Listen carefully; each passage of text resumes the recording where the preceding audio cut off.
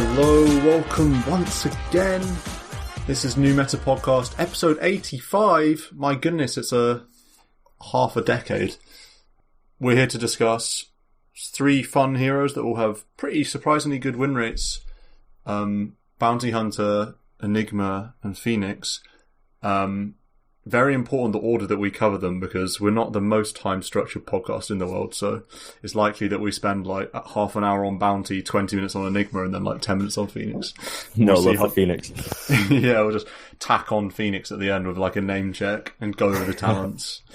Joining me as always, Marco and Adam. Marco, welcome to the pod. How are you doing? Thank you. Yeah, I'm doing good. I am well. Excited to be here, as always.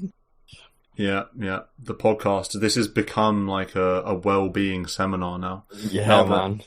Now that everyone needs to like Zoom call their friends forever, this podcast taking on a whole nother element of just like, we can all report our well-being boosts. We all know that this podcast has been set up for the 15-minute how have games been emotional rant as a emotional repair session. Yeah, definitely front load the podcast of all we want to get out. Yeah, that's the primary purpose. Secondary is creating some great Dota 2 content. Yeah, of course. Adam, likewise, welcome to the podcast. How are you doing? How's your week been? I'm well, thank you. I'm alive. Yeah. I haven't left my room, so I'm safe. Damn, yeah. I should have enough groceries to last a while. Yeah, I'm imagining Adam like hunkered down in like a bunker surrounded by like metal, almost like some sort of nuclear bunker situation with tins and Enchantress. My room is actually, it used to be an army barracks, so it is kind of like a bunker. Nice. It's built into the side of a hill, so it is kind of like that.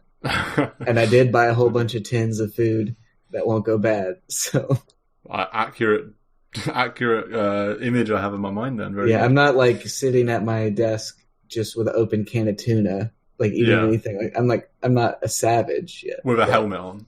Yeah. Well, I'm doing okay too.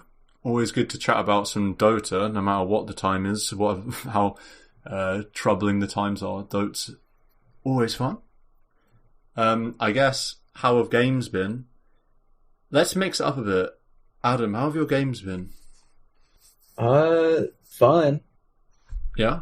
I don't play ranked anymore, and we brought back all random. Either being random, or I've actually been playing quite a few all random games, like the actual game mode. Yeah. So it's been pretty fun. I had an all random Meepo game where we got mega creeps and then lost. So that was sad, but it was like kind of fun because I was Meepo and actually got a little bit of farm, even though I started as the 5. And then then I was all random Arc Warden in the game, which was insane. Oh, I remember that one. Yeah. Yeah. I was like, there's too many things for me to control. I was like 17, 9, and 18, and the game went pretty late. It was like 53 minutes, and I had a lot of GPM, but it got to the point where there were too many things for me to control. Yeah, I remember. Double hexes, double maelstroms, double diffusal blades, Molineers, double ninja gears, double everything Arc Warden has, double hurricane pikes. Like, it's just, I didn't make it easy on myself. I could have gone like butterfly or other things. It's like, no, everything needs to have an active. Yeah, that was quite a fun one. That diffusal blade was kind of interesting when you built that. I was Doom in that game, and man, Doom, I'm not sure. I'm so bad at this hero, basically. All random seems fun in theory, and it is fun. Like, I do enjoy playing all random, but there's so many heroes that I can get dumped on where I'm like, man, I really suck at Dota 2. And Doom's one of them. It's like, I'm sure my Doom performance here was like Guardian level. So bad. Hard game. It was fun, then I had an all random Monkey King game where I was Monkey King 4. and at the end of the 10-minute laning stage, I was 10-2-2, and that was just the silliest. You don't get that anymore in regular games, and it wasn't the most balanced match because that's what happens in all random. It's like you can't re-random, you can only trade, and it seems to be a wide MMR range. So sometimes the other team just has like a Crusader PL.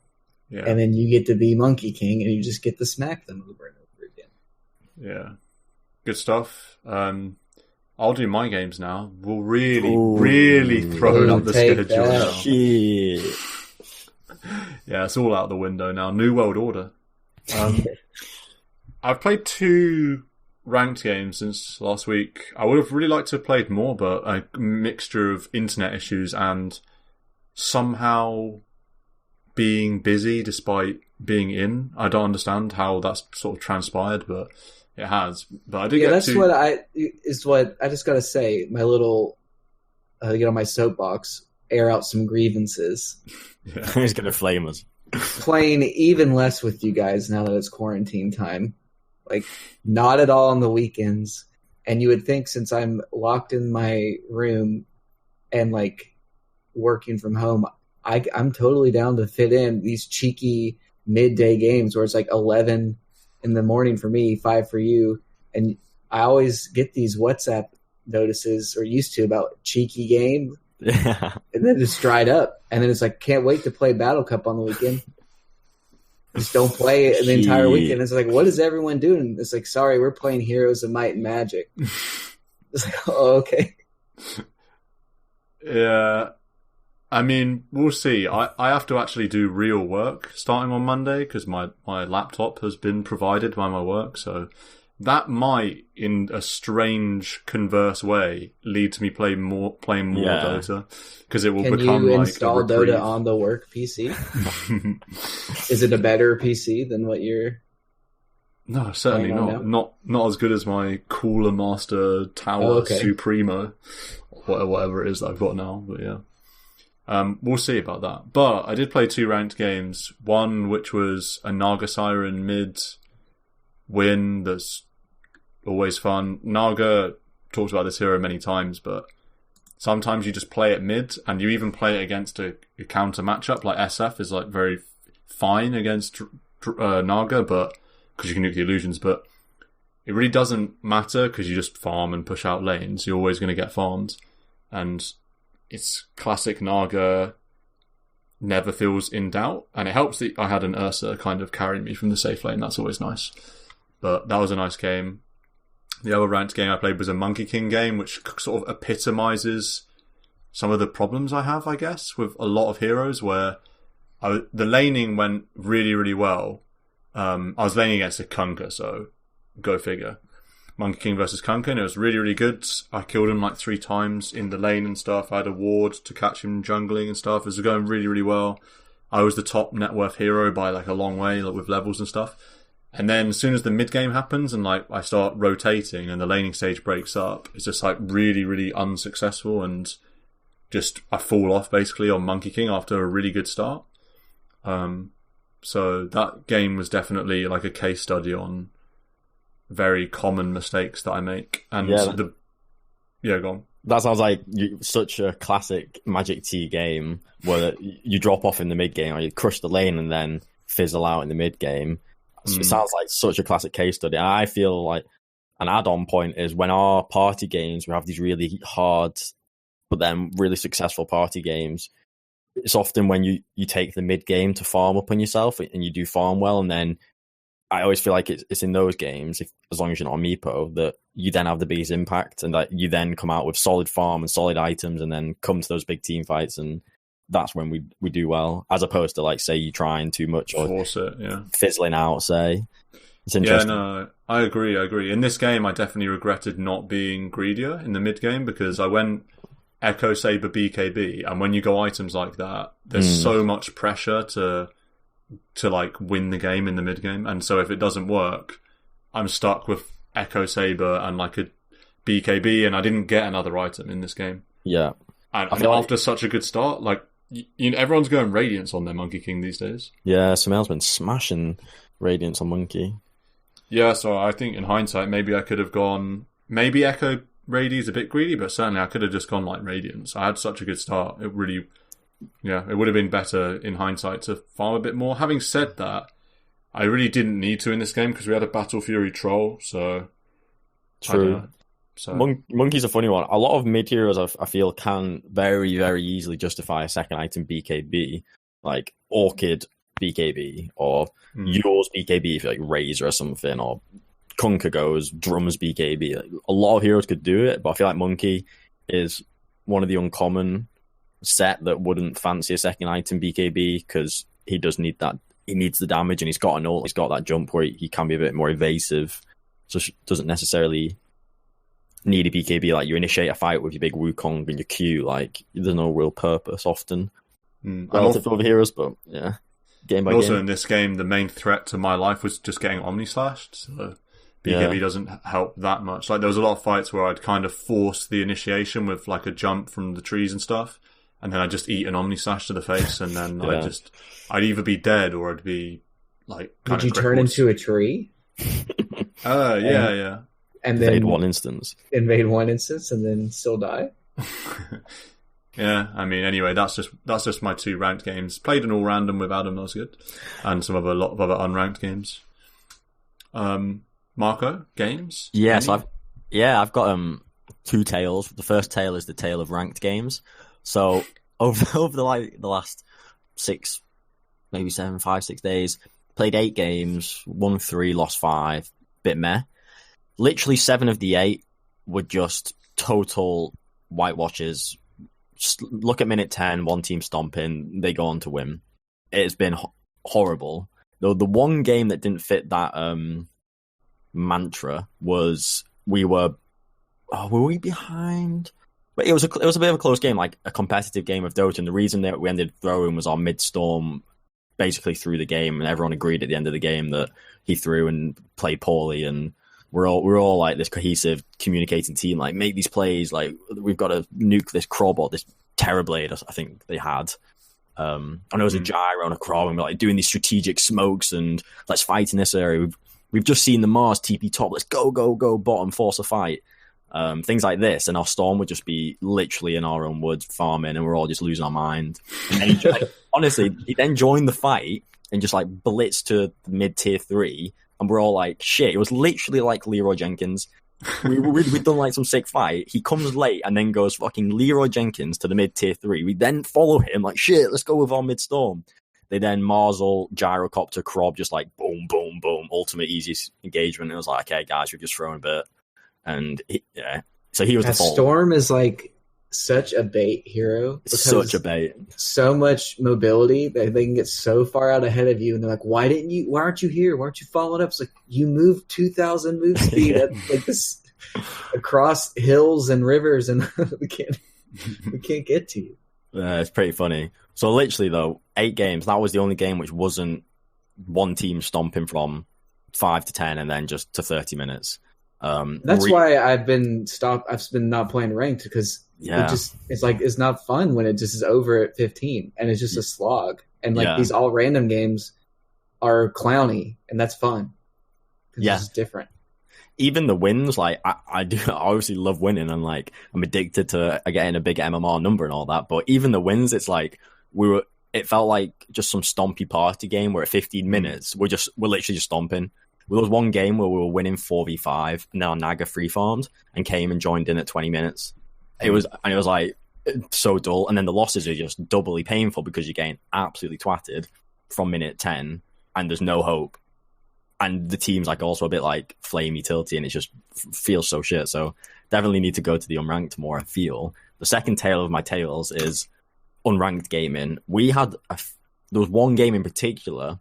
Adam sadly wasn't a part of it, but you were, Stan, where we were against a player who, in the loading screen, his win-loss record comes up, and it says 2,000 wins, losses 300. No word of a lie. And we were like, shit, let's fucking go. Let's take this game seriously. That was a 46-minute game, like, team coordination, like, so trying hard, comms, like, that was such a good game. That was a good game. What did he play? So he was a Snapfire, the guy with that record. He was in a 3-stack plus 2-stack. And then we were in a 4 plus a 1. What kind of snap? I think it was a 4-snap. Yeah, 4-snap, 3 Mars. They had an Immortal Slark carry. Stan was Ember mid. I was OD. top. You were, Stan was OD mid.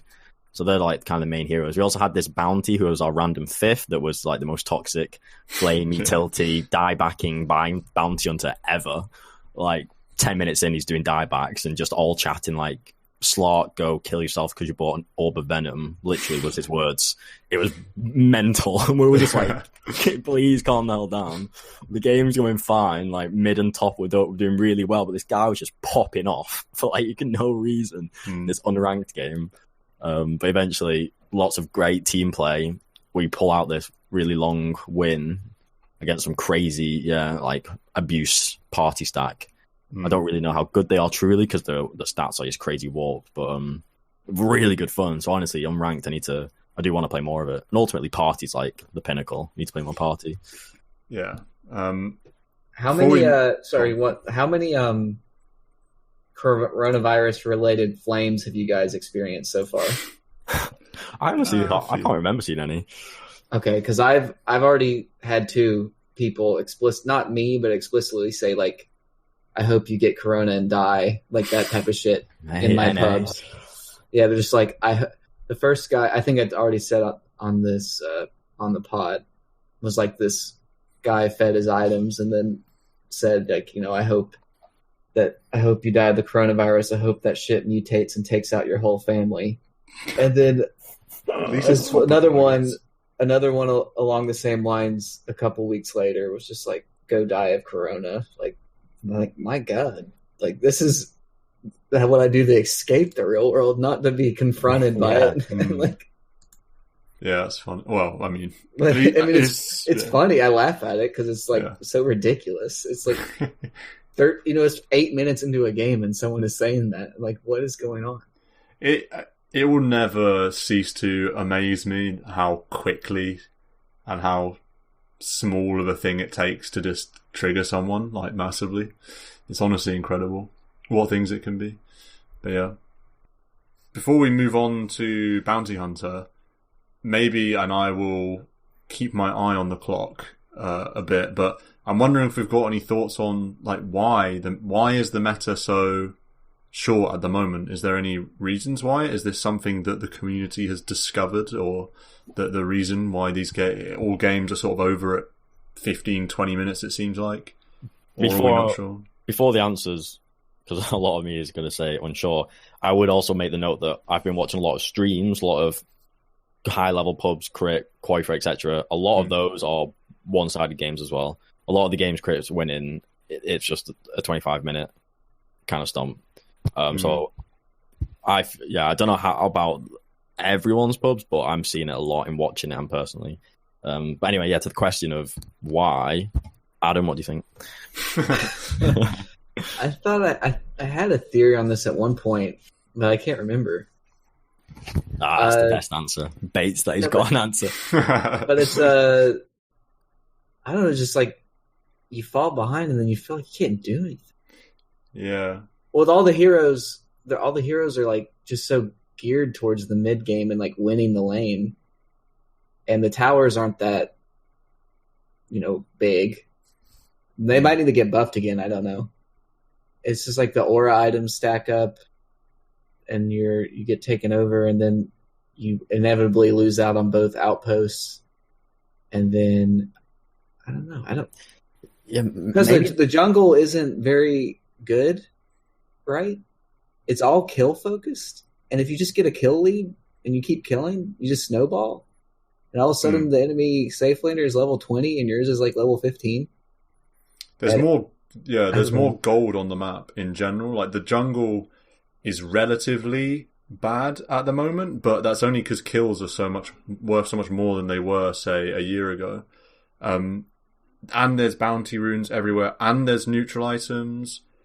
And yeah, like I just said, any kill streak bonuses seem to be huge. So it's like, it's almost a bit turbo mode. Like the notch of normal Dota has been tilted a bit more towards turbo. and that's not necessarily had the intended, perhaps intended effect of, yes, it's a bit more like turbo mode, but it's still back and forth. It's still like a longer game than 20 minutes. Maybe it's turbo mode and there's no real effective comeback mechanics to the degree to which Valve/IceRog would want.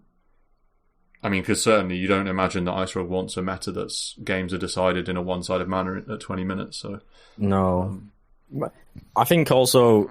So we've mentioned in the past these ideas of Turbo Dota 3, 5-minute outposts, like how there used to be these snowball mechanics even more so than there are today. And so they got tuned down, like outpost stuff, neutral item stuff.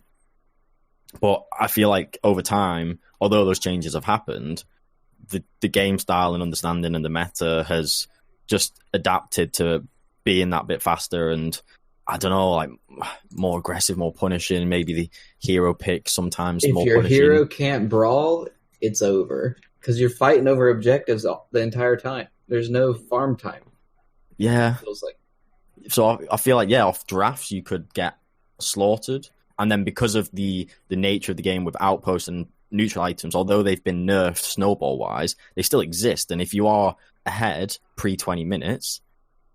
You're going to, I mean, you could even be ahead at 10 minutes and get 2 outposts and just roll from there. And if you've got the right heroes, like Adam says, which I feel like the draft lineups is making more of a difference these days because of that brawl meta.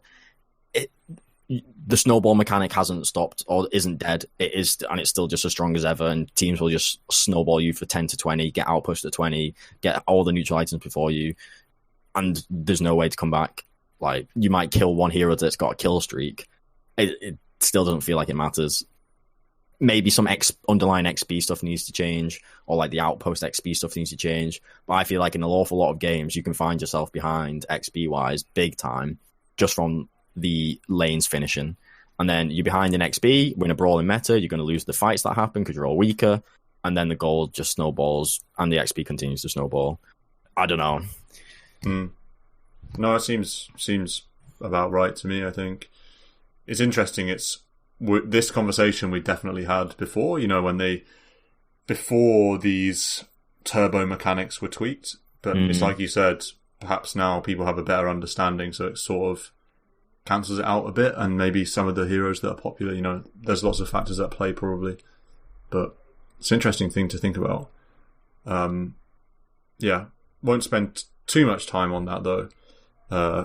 Because we could get lost. There's so many things to talk about just in that topic alone. Let's go to the first hero that we were going to discuss, which is Bounty Hunter. This is an interesting hero.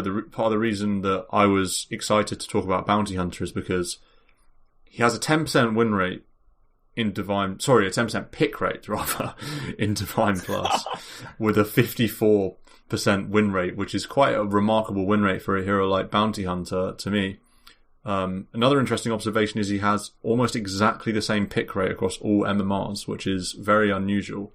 Most heroes fluctuate massively, actually, but he has almost exactly 10% everywhere. Like I said, 54% win rate, which in my mind doesn't make sense. I always think of Bounty as like a rubbish hero. I never want him on my team. But as Adam pointed out before we started recording, he's got a bit of the pudge factor when he's on the other team. He's one of the most annoying heroes, and it just seems stupidly obnoxious and all this. Do we have any initial thoughts on why Bounty Hunter is successful and what positions we think are carrying this win rate and stuff? Because it's a hero you see in multiple roles, really. Yeah, he's actually a race car. I don't know if you knew that. Yeah. He is unkillable because he just runs away. 315 base move speed. Yeah, 315 base. Phase boots. Win lays. If you do that, I guess you don't even have to do phase boots. You can do tranquil boots, or you do like Guardian Greaves Windlace or something. But then track gives. I'm hovering over track and it's not telling me what it does. Gone. Sorry, the bonus move speed. Where's the bonus move speed? I can see the numbers. It's 16, 20, 24. Yeah. Yeah. I don't know. You just can't die because if you have track, you just run away and then you invis when you're like 1,000 range away, and then they can't catch you.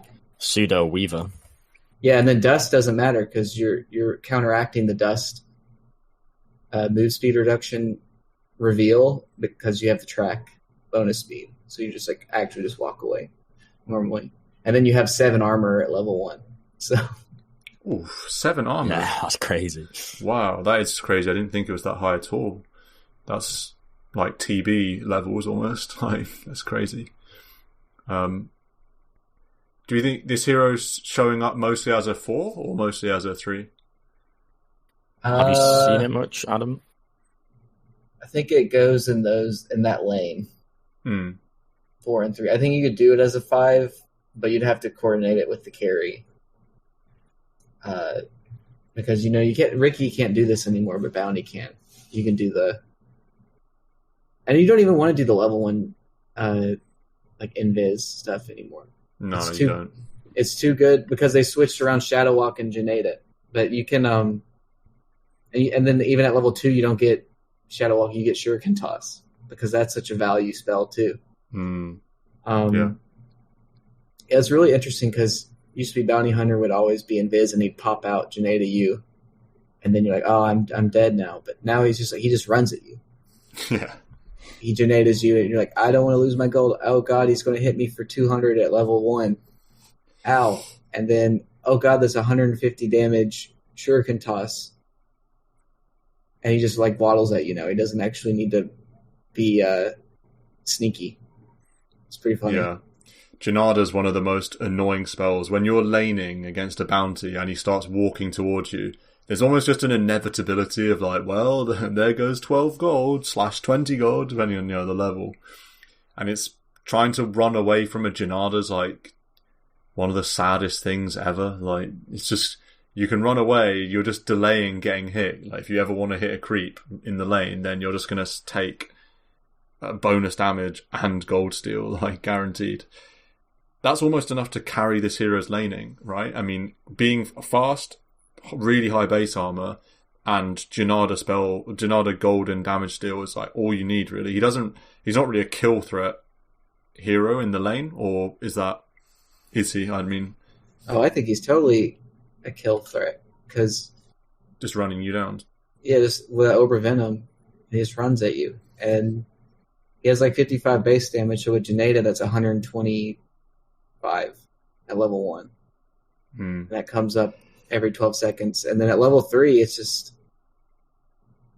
I feel like that's when it gets really scary. Because 9 seconds is nothing. Yeah.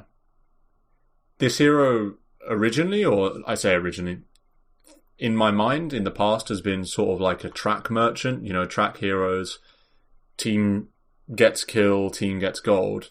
Marco, you were pointing out earlier, I think pre-recording, that tracks, the gold distribution that track gives your team versus you has changed, and do you think that reflects Bounty now more as this sort of core POS 3 hero that gets a lot of gold itself and contributes? I don't know if you want to run through those changes. So the changes to track ability or the gold mechanic? Oh, any. I was talking about the gold mechanic, but if there's other changes, then... Oh, so I'm not aware of any track. I don't think there's any significant track changes. Okay. The gold... Oh, that was me that was talking earlier. Okay. Oh, was it? Oh, for the pod. Yeah, I'm a bit confused. It used to be...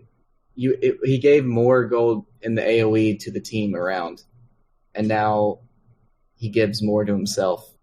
So the ally gold goes 40, 80, 120, and the self bonus gold goes 150, 250, 350.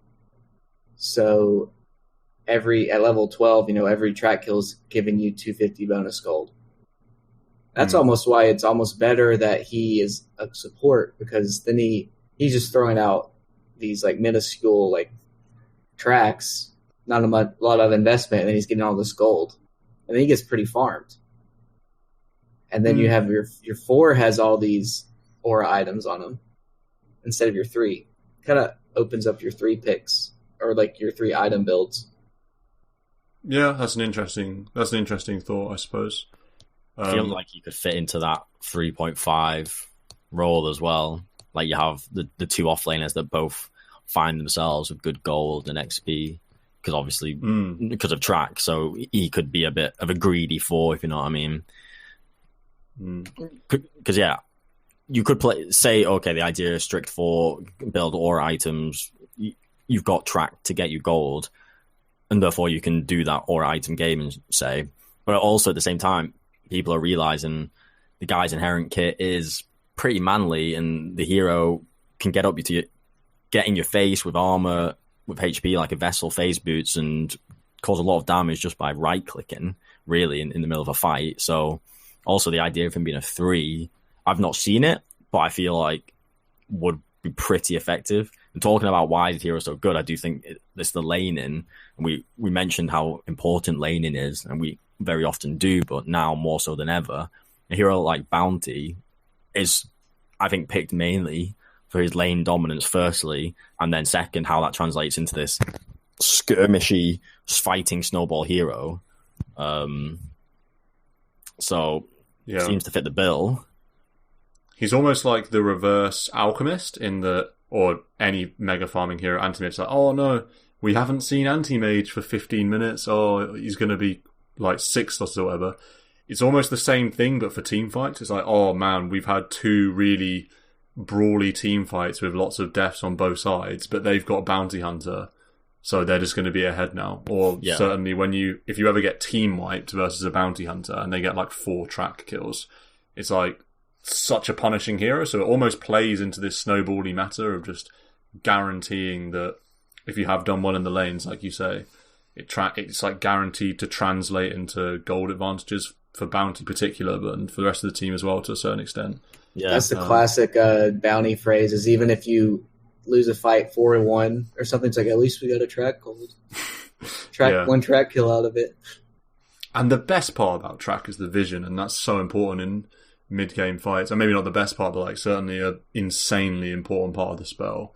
Track lasts for a long time, 30-second duration, and people don't just dispel that unless you have a certain hero on the team that can do it. I mean, nothing feels better than having track vision of like 3 heroes in the mid-game, early mid-game. It makes those skirmishes like easier tenfold. Yeah, definitely. Another point, I'm just thinking, say him as a 3, and I'm thinking, all right, what about these other old school 3s? And it's like, if you think about a Tide or a Sand who you would think is like, okay, classic 3, initiator, space maker, say, a hero to tank the off lane. You think about them in a lane, and like, I know Sand can do a bit of pressure with his Sandstorm, but really he just nukes a wave and farms. Tide feels a bit useless. Like, they don't provide anywhere near as much dominance as a bounty hunter could provide. You get level 3, like Adam says, level 2 Janada, any melee carry is going to struggle big time. If you've got some support to back you up and you can get your own gold and constant pressure on the enemy's safe lane, it just feels really, like, it feels pretty secure that you're going to have a good time in the lane, come out on top, and now you're a hero which wants to fight, loves to fight, has got a bit of gold, is so speedy and hard to lock down. Game feels great. Flexible item builder. Feels like it's got, a lot going on, a lot going for it. You mentioned flexible item builder. That's what I was going to come to next. Is this a hero with any core items, or is it really completely up to you what direction you go? It's everything. Yeah. Boots, open to anything. First item, open to anything. I'm trying to think of an item you wouldn't build. I mean, Dagon's a pretty big meme. But you could, like, I could see this hero building drums, Flads, Crimson, Pipe, Greaves, Yules, Vessel, Crest is common. Yeah, Crest. Halberd, yep. That's a go. You get kind of in the meme territory when you go Battle Fury, Maelstrom, S&Y territory. Ags, what do you think about Ags? I think Ags is kind of bad, but if you're ahead, it's like pretty win more, pretty good. It's way overbuilt. It's definitely overbuilt, but yeah. Yeah, there's definitely common themes with item builds, but like you say, there's no rules. Just looking through some... Yeah, Deso. I think the Deso route is definitely a lot less popular than perhaps it used to be. I think now you definitely see more of the utility direction of going for things like pipes and vessels and crests and stuff like that. Vlad's way more than you see Deso. Deso's kind of like, maybe if you're playing it POS 1, I don't know. You could kind of go anti-carry build where you have like crest, Deso, halberd. As opposed to aura item build. I just love aura item build because you're just so big. You're already kind of like hard to kill. Oh, Lotus Orb, that's a classic. We haven't said that one. That one's like really good because you just purge off the dust and stuff. But I like him because you can empower your team just by being around, and you're not actually used to be like support bounty hunter. If you get behind or you never really do anything in fights. Now you actually just be in the middle of fights and press all your buttons and press all your item auras and actually can do stuff besides just track. And ever since they added, his old ags was Shuriken would bounce to your track, and then they just gave that to him. And, that's like a solid thing to do. Now you like are canceling channels. You're hitting people on a 3-second cooldown for 1,000,000. You just like start the fight off and go on supports and then make their life hell. So the current Aghanim Scepter is giving the Janada active to Shoryuken toss? Yes. So I think people are building it for the memes for the gold still. They want to see how much gold they can steal with it, but it does do a lot of damage. And that makes me wonder if it's actually decent because you are applying Janada on the Shuriken. So it's doing like 375 magic, and then you're doing an extra 160 Janada. Also, there's the 15 talent, 65 Shuriken toss damage, and also you get a longer mini stun duration. So rather than 0.1 second mini stun, it's 0.75 second stun on the toss hit. So that's pretty disruptive in a fight. Yeah, so it's actually a 600 damage nuke, split damage, but if you go the Shuriken toss at 15, that makes it 440 magic, and then the 160 Janada on top. That's pretty good. Also, I mean, it's like when we've spoke about Ricky, if you speak about Weaver in pubs, these heroes which are hard to lock down are just such a menace. And require active thinking to think about, there could be an invis bounty. Yeah, literally invis. You only have so few sentries too. Yeah. But then even the lockdown physical movement, even if you do have sight on the hero, often it'll just slip through the cracks because you lack the lockdown, or you fail the lockdown, or you're a bit and like not working together enough, and these slippery heroes get away. So that's just a general pub classic benefit that he will benefit from. Yeah, man, 60% win rate against Clinks. Woo! That's pretty strong. Yeah, man. People need to watch Crit stream more. Clinks' win rate is weak. Yeah, he says he thinks the pros, or not the pros, but like the pro scene and kind of the meta, that people don't appreciate Clinks enough. Maybe he's biased because he bums the hero, but he's like, oh yeah, he thinks Clinks is really strong, got like great tower push, gank, damage output, but he thinks it's not well understood enough to be a meta pick. But obviously he wrecks with it, so it's pretty interesting to see how that develops. Hello and welcome to New Meta Podcast, episode 86, Clinks. Yeah. And we've got guest star Crit, well known by his geniuses. Yeah. Man, that's how we boost the listenership. We get Adam to do a where's Crit from? Denmark. Yeah, we get him to do we get Adam to do a Danish accent and we pretend it's Crit. I don't even know the Danish accent off the top of my head. I'd have to. That's fine. Our listeners don't either. Yeah. Yeah. I feel like No-Till doesn't even have one. Cinderen's is, I mean... Man, Cinderen's has like perfect English, I swear. Exactly. Like no accent at all. Crit has a slight accent, but I would just, that's just European. Sounds European to me. Yeah. Not like distinct, Yeah. They definitely speak really a very slight accent, on all of them. No-Tail, Crit, and especially Cinderen, like they all have no accent, discernible accent really at all. Bounty Hunter, let's go to the talents briefly.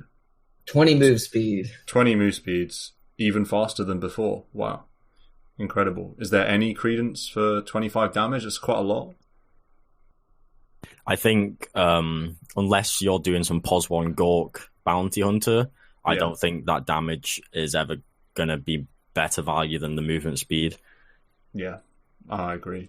At the end of the day, you're going to realize so much more value from being quicker than you are from outputting that bit more damage or farming that bit faster. Like you're not the right clicker unless you're not critting on DotA anymore, so it's not as effective. Like you're critting on track targets, so it's not like as much consistent damage. So you crit against track targets? Fucking hell, I need to read up patch notes here. 140, 170, 200%. Wow, that's pretty cool. Yeah. Is that on a cooldown or is that every hit? I think that's every hit. It just says self-critical strike. Yeah, I think it is. Yeah. Yeah. Nice. POS 1 bounty. Yeah. Re-record the pod. Yeah. 15, 350 health versus plus 65 Shoryuken toss damage.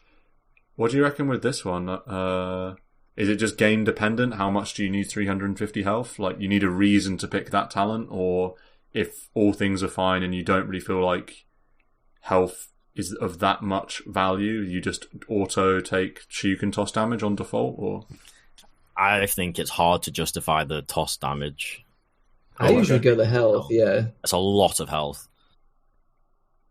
I like the health because if you're building an Orez too, you're just like, just a chonker, just a big chungus in the middle of a fight. Yeah, I mean, for reference, Vit booster is 1.1 gold, 250 health. So it's an extra 100 health above a vitality booster. It's significant. The Shuriken toss damage, like, who really gives a shit if in your toss in the middle of a fight does 65 more damage? Even if you could, what about I'm farming with toss? Like, again, doesn't really matter.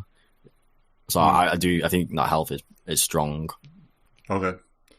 And then 20, 65 Janada Gold Steel versus 60 attack speed. Kind of, this is the core bounty transition when we get to level 20. Do you have any strong feelings on this talent choice? I mean, I always just go Janada Gold Steel because memes. Yeah, and it's more guaranteed. I don't know, 60 attack speeds. It's good. I mean, yeah. At 20, though, it's quite late to be bolstering your attack speed. I suppose maybe you'd get that if you were in carry mode, or if you were playing an off-lane bounty that was kind of felt like a POS 1, because maybe you'd gone for, Dessa or something, but otherwise the Gold Steel seems pretty strong. Plus 65 is a lot. Yeah, I feel like at that point in the game, you would know if you're going to be pivoting into a more right-click damage dealer for your team versus I'm going to get Greaves and Lotus, a bit more utility. I think you'll know that at that point. And then 25, if you ever get there, kind of a weird one, 50% evasion. That's a lot of evasion. 300 track gold, that's quite fun as well. That seems like something that would be fun. I don't suppose Bounty Hunter makes it to level 25 very often, but does it matter which of these you're taking? I mean, I don't know. Whenever he's had the 50 evasion talent, it's just been so frustrating. You can't do it. You can't do anything to him. You finally catch him and he's just like sitting there chilling, just evading everything. Just actually PA at that point. Kind of a bit of a meme talent, like both of them, I guess. Yeah, I Never mean, been. 300 track gold's giving you, was it 500? No, 650 for every Yeah. kill. That's kind of insane. I mean, that's a lot. That's a lot of gold. Yeah, yeah. That's Bounty, though. Interesting hero. You said, Marco, you hadn't seen it very much, which is interesting. I've seen it like a lot. I think it's definitely a classic in lower pubs. Although having said that, that isn't borne out in the statistics. It has the same pick rate everywhere. Yep. But Bounty Hunter, please. I'm not sure if I want to encourage bounty picking, but you can definitely give this hero a try. I saw on DotA buff it said Croaky played a bounty. It's quite interesting putting in the 5. I wouldn't recommend anyone in a pub playing it as a 5. I think you would struggle. Croaky also tried a Clinks in a pro games. Oh yeah, he tried it 3 times in a row, didn't he? Yeah. So yeah, pros can do some funky stuff, but I would not recommend it in a pub. It's interesting to see it whipped out as a 5.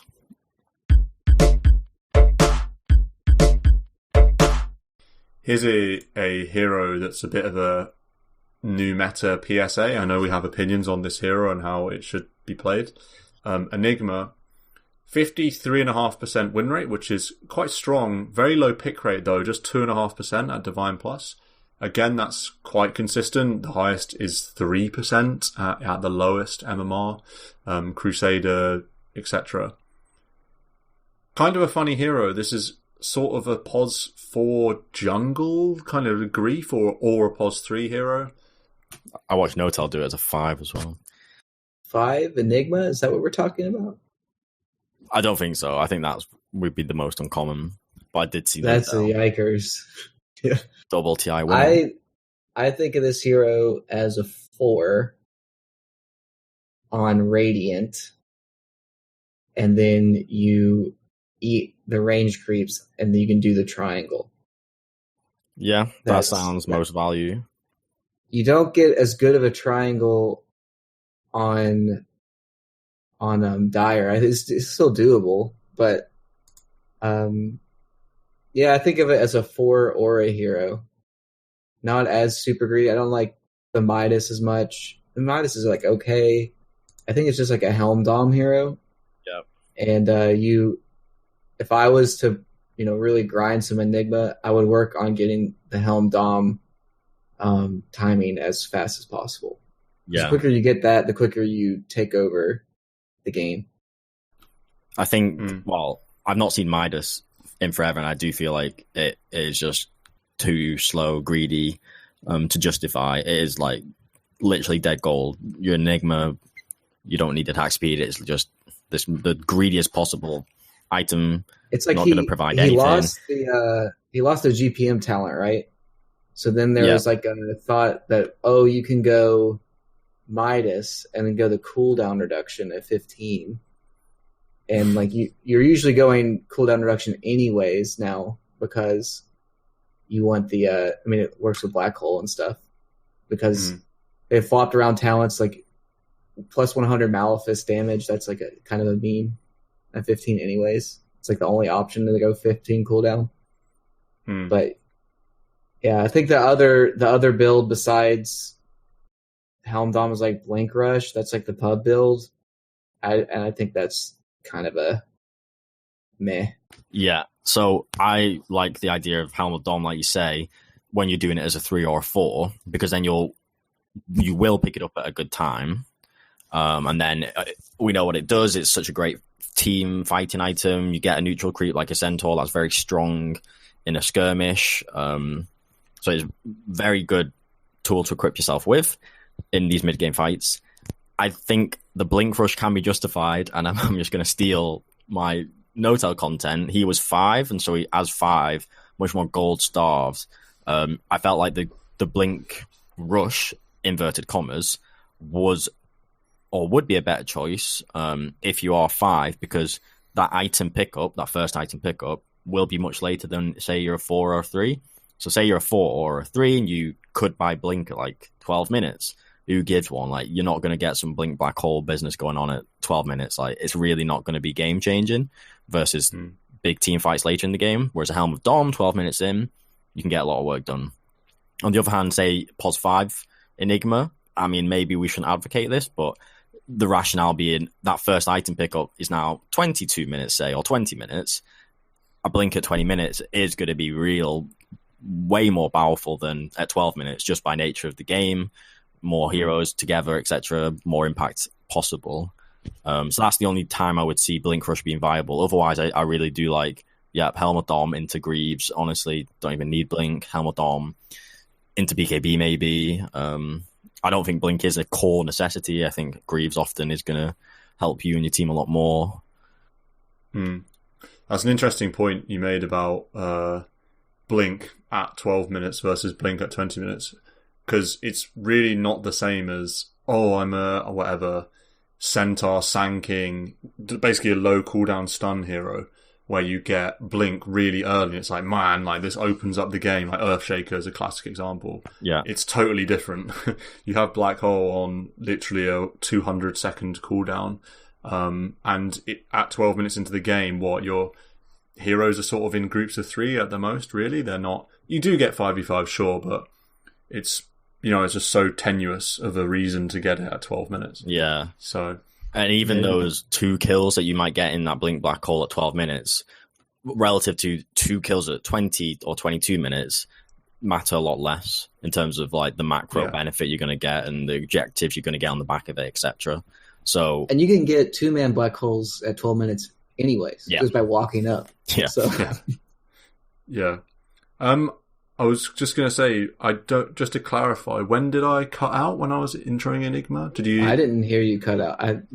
To me, you were talking about the positions and you were like, it's played as a 3, played as a 4, and then cut out. So then I said, I made my comment about, I've seen it as a 5, and then me and Adam had a bit of chat.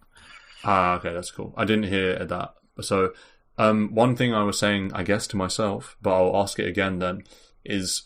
Are you surprised that this hero has a 53.5% win rate, given that it doesn't exactly fit in with the meta that we were talking about earlier of constant brawling? Sort of the main point of Enigma is that he's got this crazy, insane teamfight ultimate on a really long cooldown.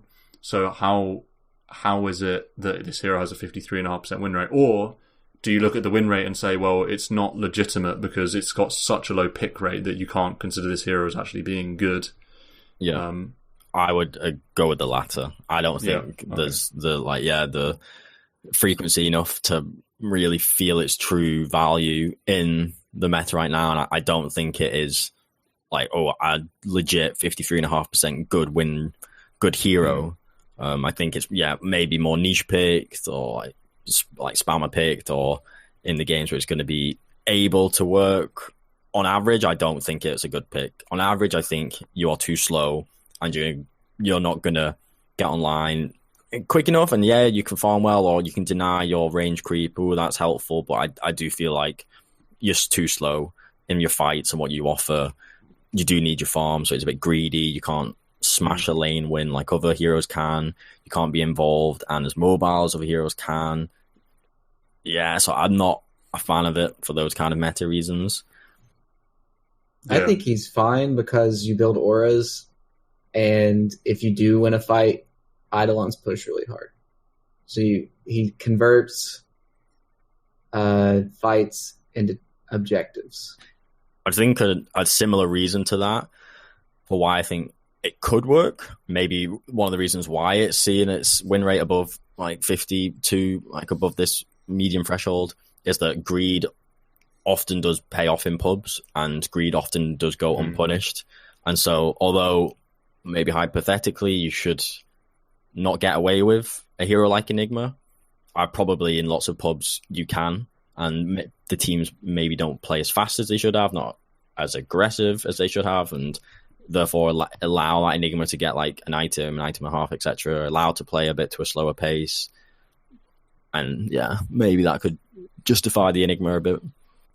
Yeah, Enigma's definitely, he's a deceptive hero, because you think, he's not exactly a big lane punishing hero, because he wants, as a pos 4 in particular, but a 3-2, because he has this Eidolon thing, he wants to do jungling, really, he wants to farm.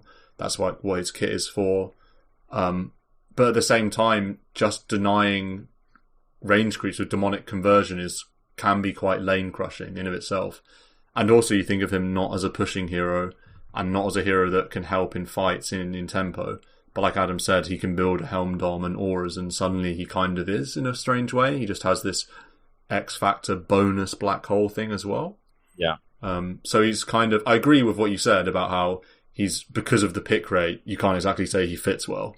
I agree with that. But at the same time, it's definitely worth bearing in mind that he's not just a blink black hole. He can do more. Yeah. So he's quite an interesting hero in that respect. I saw him in a pro game recently, and basically I'm just going to rip BSJ's analysis of Enigma in the lane, and it was very, very interesting. So this is the game where it was Secret versus Alliance, and this is the draft when Secret had a core Zai Necro, Matu Bristleback, and Nisha on Monkey. So these like pretty intimidating 3 cores for Secret to be playing. Alliance and Enigma. That's what BSJ said. And okay, denied range creep as Enigma is great, really strong, really powerful.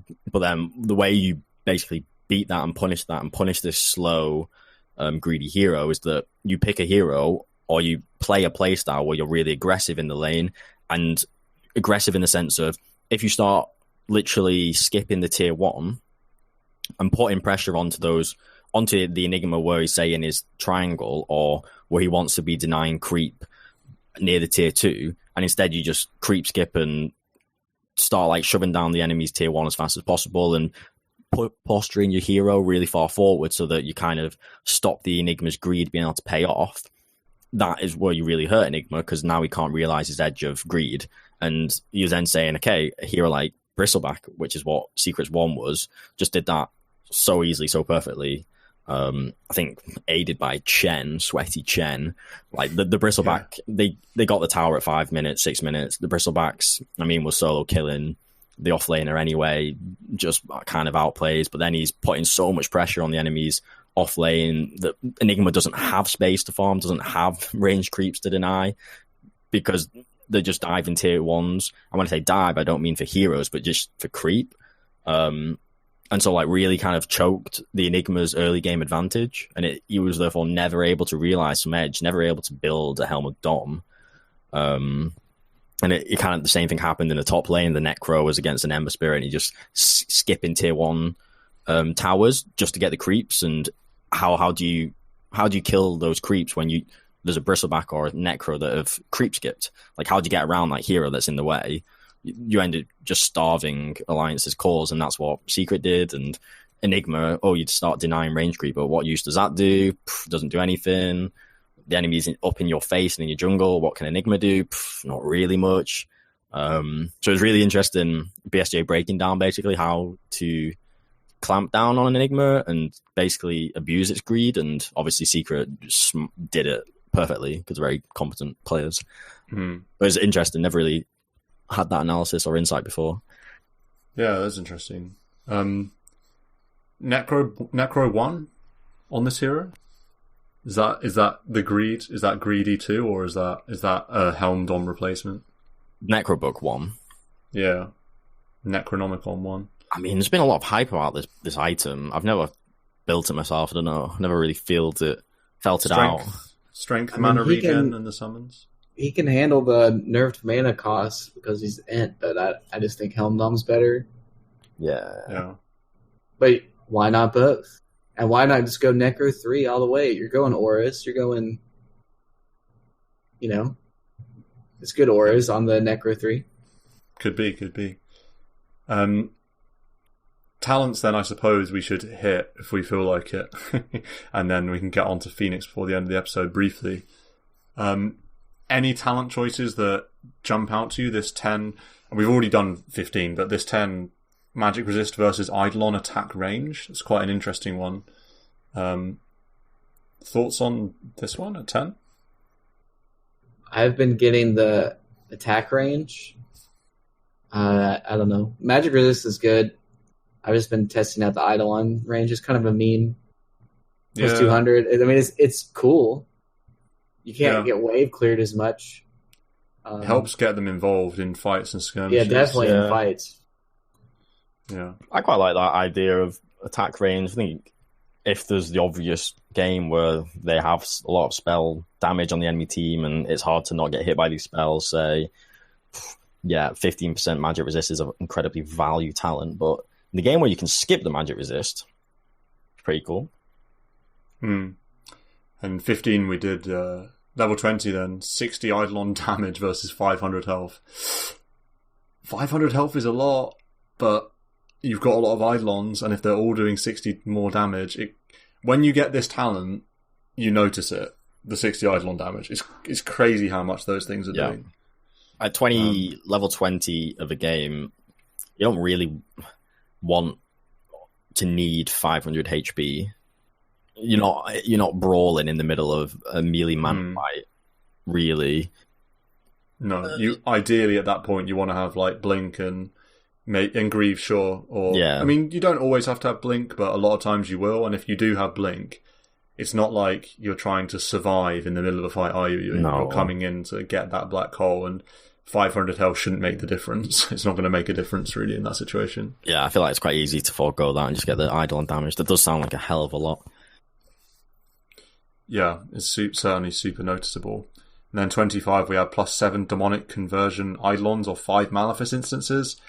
Adam, I don't know if you have any thoughts on this one, but I've only ever really gone the demonic conversion stuff because it gets kind of silly if you have the 20 talent. Yeah, I think that's the way to go if you want to push. Because it's like, you're going to go the cooldown reduction at 15. So the +5 Malefice is just kind of lost. You know, if you went the Malefice damage at 15 and then got Malefice instances at 25, you'd be doing like, it was something like 1,100 damage, something crazy. Yeah, because you'd be doing 205 damage per hit for 8 hits, so that's 1,600 and something before reductions. That's a lot, but you don't go that because you're going cooldown reduction. So it's like a level 30 thing. But also, I mean, who's not going to be able to get rid of a Malefice dispelled? I mean, like Yule's BKB. Yeah. The cool thing about it is that since you're getting +5 instances, is that it's lasting for another like 10 seconds at least, because it's like separated, but for every 2, so you're hitting like 2 seconds hit, 2 seconds hit, so it's like someone's just getting stunned for 12 seconds or something crazy. I guess 16. I know it lasts forever, so it could really interrupt somebody from trying to do something. But like you said, you're just going to get Lotus, Manta, Illusion Rune, BKB. Like it's not gonna last late game. Like there'll probably be 1 or 2 instances in the game when you have that talent that is really useful, really value, great, cool. But the Eidolon conversions, like you're going to get way more reliable value all the time just from the push and farming. So I feel like on the whole, they're going to be a better, safer bet. Yeah, no, I would agree. Let's briefly do Phoenix, and we were definitely right in our predictions about timings. It's definitely a downward curve. How much time we allocate 85 episodes of data on how this is going to get. yeah, for sure. It wasn't exactly a bold prediction. This was definitely based on precedent. Another hero with a 53.5% win rate, Phoenix. Another hero that's sort of a 3 and a 4. A big difference between Phoenix and Enigma, though, is that Phoenix has a 17.5% pick rate, which completely dwarfs the 2.5% of Enigma, and it's even higher than Bounty Hunter's 10% pick rate. So this hero is seen a lot, and it's good. Is it this sort of like a first phase hero, do you feel? Phoenix, is it that good? It doesn't necessarily stand out to me as like, a meta-crushing hero, but those are some pretty strong numbers. I think you're happy to first phase pick this hero. I think that's definitely happened an awful lot in pubs and pro games. Yeah, this hero is big good. Yeah, offers so much. So annoying. I mean, we cry about Phoenix all the time on the podcast, I feel like. The new thing though is rushing ags. That's the new wave. So First item ags. Why do people get it? For which component of the ags is the main reason? Well, you get extra hits to kill your egg. Yep. And you can cast Sunray while in your egg. And you can eat a teammate. Yep. And save them. That one has definitely got the grief factor. You can definitely kill your team or accidentally forget the double click yourself and like dive in, forget the double click, you go all the way back far away. But the Sunray is really good in the ult, and all Phoenix ever wants to do is have extra hits to kill them right in the egg. So if you get it around level 12, it goes from 8 attacks to 10. And 10, that's a lot. I mean, every extra attack is a lot because there's so many times like, oh, we just got him, or oh, we just didn't get him. So you get 2 extra ones. Yeah. It's big, especially if you land spirits. Do you prefer this hero as a 3 or a 4? 4. I don't want to see this as a 3.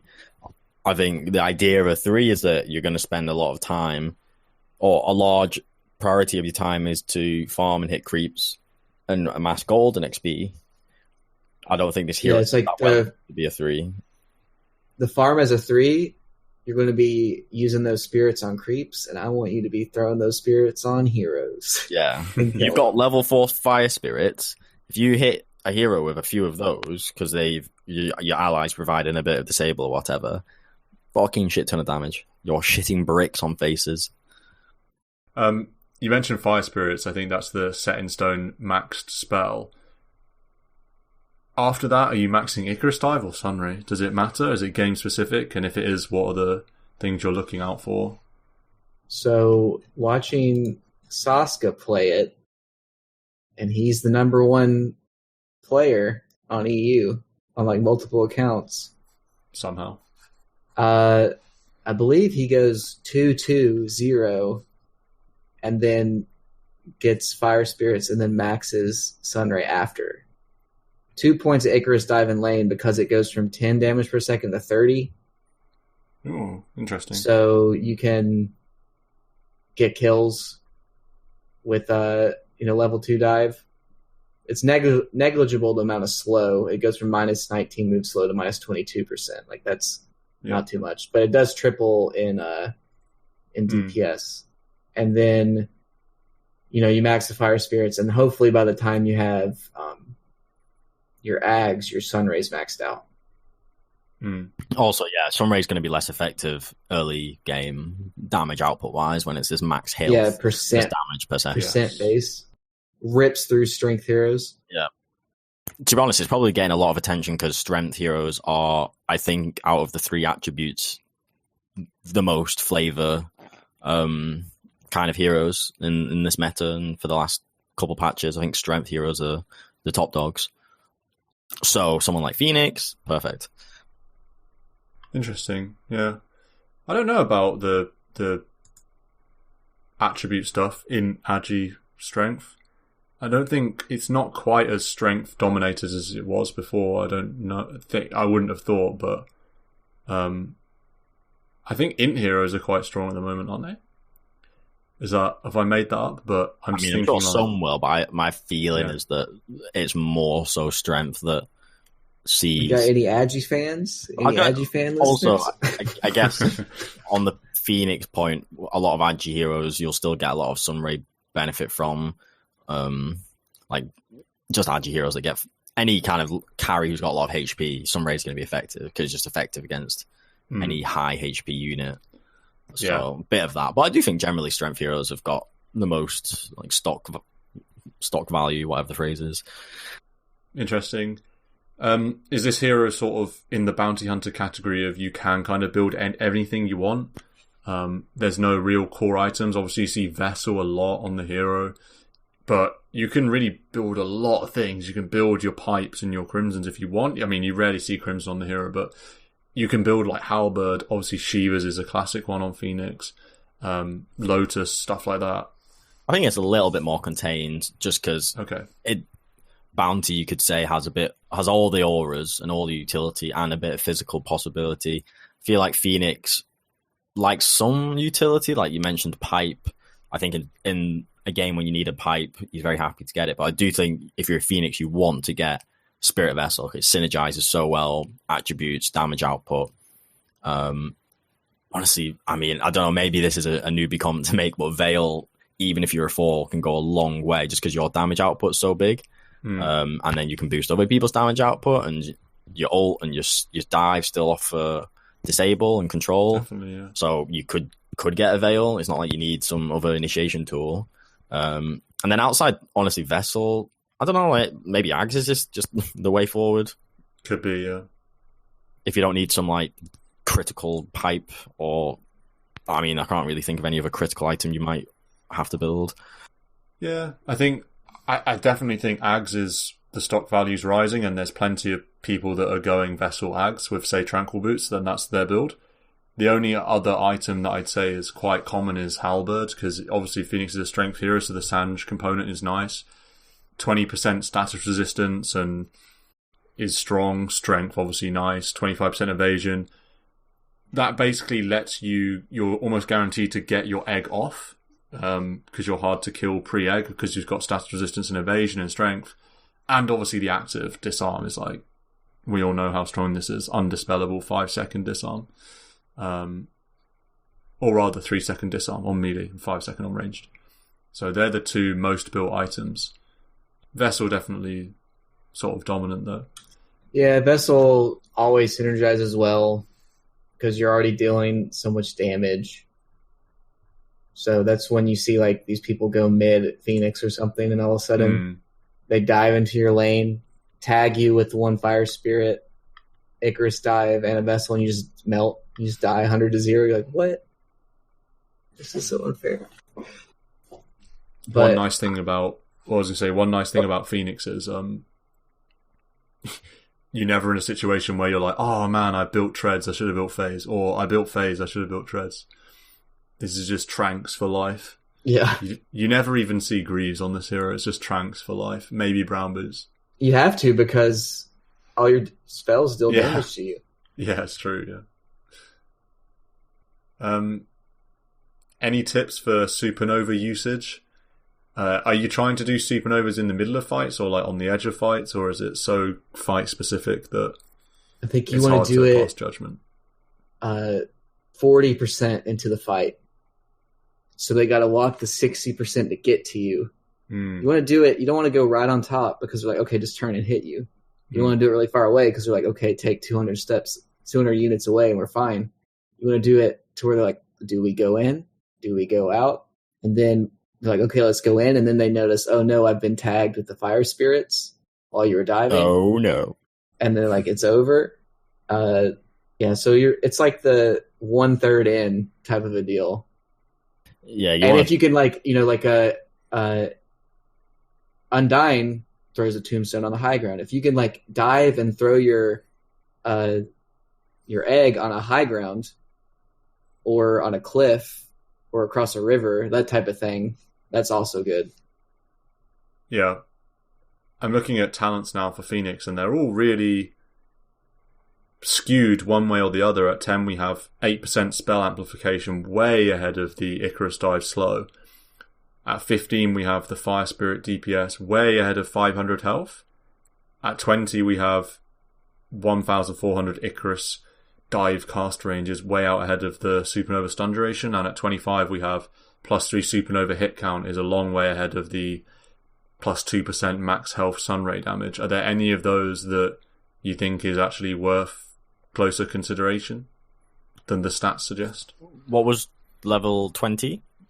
20 is +1400 Icarus dive cast range, which doubles it. Right, which versus +1.25 seconds Supernova stun duration. And which one is more commonly picked? The dive range. Yeah, I guess it just gives you way too much utility consistently throughout the game, rather than an extra second Supernova stun duration. Probably If doesn't. Supernova gets off, it's like already good. Yeah, if Right. it gets off, you've already won the fight. The only one I'm like intrigued by is the level 10, and it totally makes sense to go spell damage amp because you're all spell damage, but Icarus Dive would go from 28% to 46% slow, which is pretty good. Mm. Minus 46% move speed, especially if you get the dive length talent later, like that's pretty good, but all your damage is spell amp or spell, so spell amp is too good. It is kind of an interesting thing to think about.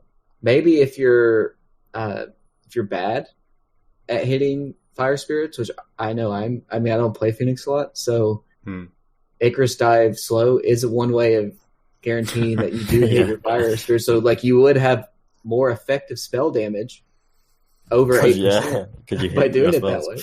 That's funny. So I don't know. I'm thinking about the slow percent numbers. Say you've got 400 movement speed, 25% movement slow, you've now got 300, or you can get that talent and you've now got 200. Although, 200 is like uber slow. I feel like it doesn't really make much of a difference in the context of a fight or skirmish. If someone's slowed 300, all your guys are going to be able to catch up or keep on top of them, etc.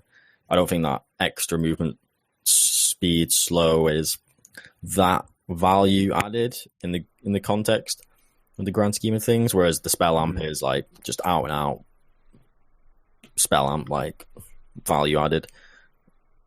So I'd be way keener for the spell amp. Okay. Let's round the episode off with a fun little bit of trivia for you guys. No cheating here. I'm on the Dota buff page for Phoenix, which you guys probably are too. I don't want you to scroll down. In the best versus and worst versus, the 10 heroes that Phoenix is best versus, I wonder if how many of them you can name or guess. Best? Can we do worst first? Yeah, I can do worst first. Yeah, what's Phoenix really bad against? What 10 heroes? Huskar is one of them, yeah. Lifestealer? Yeah, Lifestealer. Is Troll on there? No, Troll Warlord doesn't make it. Because it was like so before you would battle trance and everyone would just hit the egg. And now I really don't know the interaction between Troll and the egg. It's like you can bone yourself. I feel like if you're not already hitting the egg and then you pop it, you're just going to get stunned because you're going to chase someone through the egg. Yeah, but he was like the classic old. Yeah, when you could control yourself. Yeah. So we got Phoenix and Lifestealer. So is the interaction with Troll now you have to have right-clicked before you press Alt onto the egg and then he'll keep hitting it? I think so. Okay. That'd be interesting to clarify. I know for a fact, though, I was playing Troll, popped my ult, and just fucking bailed right past the egg, and I screwed myself up. I felt bad. Yeah. Snapfire is really good against Phoenix. Yes. Not one of them, but that's surprising because it seems like it should be the best one. That's my support counter pick is Snap, because the Will Shredder counts for hits. Yeah. So there's one hero that I often think of as my go-to counter to Phoenix. Is it safe laner? No, it's a mid laner. It's one of my most played. Is it like you one of your most played Meepo? Okay. No, it's not. It's not Meepo. Not Meepo. Oof. Phoenix is pretty Meepo good in the 10? No, it's not. I was also going to say Zeus, because he's got a lot of long-range magic damage, which Phoenix isn't necessarily great against. No, Zeus doesn't make it. The hero I'm talking about is Lina, Fiery Spirits, obviously. Oh, yeah. That's the fourth most and the hero. range. The hero that Phoenix is worst against is very surprising to me. Io. Oh, you just pop. I guess, two heroes just nailing you. Yeah, I guess with the E, and then rounding out the list, so it's Io, then Lifestealer, then Juggernaut. Then, spin hit. Then Lina, Huskar, Bloodseeker all have attack speed, like modifier stuff. Then Morphling, obviously crazy high attack speed.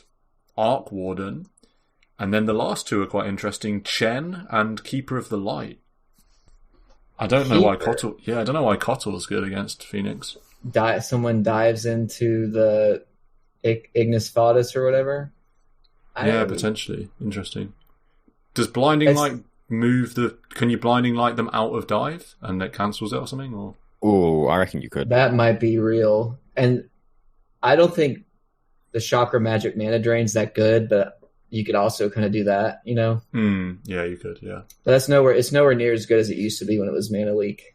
The best interaction is if you're Silencer and you press your E on Phoenix, you then dives, and they get silent, so they can't cancel the dive, so they just come back to you. That's so funny. Yeah, that's a good one.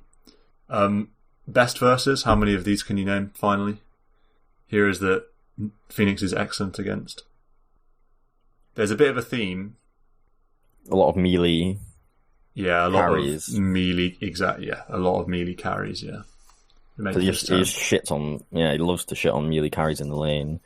And then, it can get Centaur. his off. Nah. It's actually Centaur's good against him because you can run from the egg. Yeah, I gotta look at a hero list. Someone like PA, I feel like would struggle. PA's there. PA's number 6. Even someone like PL, even someone like Troll. So PL isn't there, I think, because you can like dodge the egg going off. Maybe quite easily. I don't know if that's the reason why, but PL's not there. Yeah, CK is there. Naga Siren is there as well. Naga Siren's the worst hero against Phoenix. Still has a positive win rate though, which goes to show how strong Naga is. Actually, no, that's not true at all. Wraith King? Yeah, Wraith King's there. Phoenix has a positive win rate against all of these heroes, actually. I'm surprised that Ursa wasn't in the good against, or in the bad against. Yeah. Because you just pop the W. And then you get you get less stacks now. What about Monkey King? Monkey's in there, yeah, he's number 9. Depends Chaos if the monkey Knight's goes Echo Saber.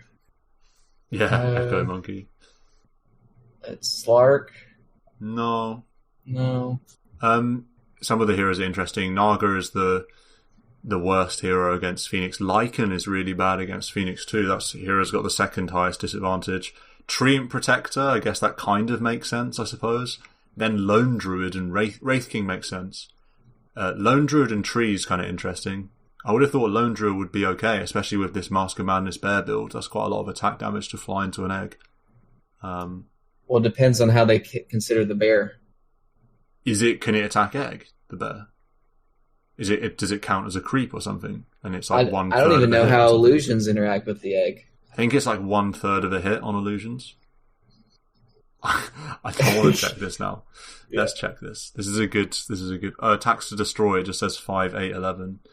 Doesn't mention. Oh, you can deny the sun. That's pretty fun when it gets below 50% HP. That's interesting. This tooltip just said the sun can be destroyed by attacks from enemy heroes, which almost implies that it can't be attacked by... This says only attacks from heroes, including clones, excluding illusions, can damage the sun. So a clone, that's Meepo, Arc Warden. You can hit it with Meepo clones, though. Yeah. That clone, not illusion. Yeah, clones, not illusions. So clones like... Oh, okay, or Arc Warden. Okay. Is CK ult clones? I don't think so. No, those are illusions. Yeah. Okay. It's funny, that distinction between clones and illusions. And then who knows what a bear is? Hero unit. It's a hero unit for some things. It's a summon or something, isn't it? It's a summon for other things. So yeah. Interesting. And just to round out the list then, after Wraith King, it's PA, CK, Tusk, Monkey King, Lich. That's the 10 for you. Lich, huh? I like Lich against Phoenix. If it's the same with Timbersaw, if you're able to get the Sinister Gaze during the dive or the chain, it's tough. But if you're able to do it, it's solid. Yeah. But with like Timber, if you do it before he throws, if you do, he's already thrown the chain. But if you Sinister Gaze him before it latches, he's gonna get pulled to you and then go away when it does latch. But if you do it as he's already moving from the latch, he gets stuck and he comes to you. I don't think there's an interaction with that with Phoenix. Phoenix, you just need to catch him during the dive. But it's like he does that parabola pattern, which is like kind of tough to click as an old man. So yeah, I guess that's the end of Phoenix. We actually gave Phoenix a fair bit of time, although some of it was trivia, admittedly. It's episode 85. 15 to go before the biggest celebration in Dota history. In fact, I think if TI is cancelled, then this could be the event of the summer for Dota 2. Our 100th episode's soon to be upon us. But yeah, thanks for joining me once again, and hope to be back with another smashing episode in a week's time. And until then, enjoy the final whistle.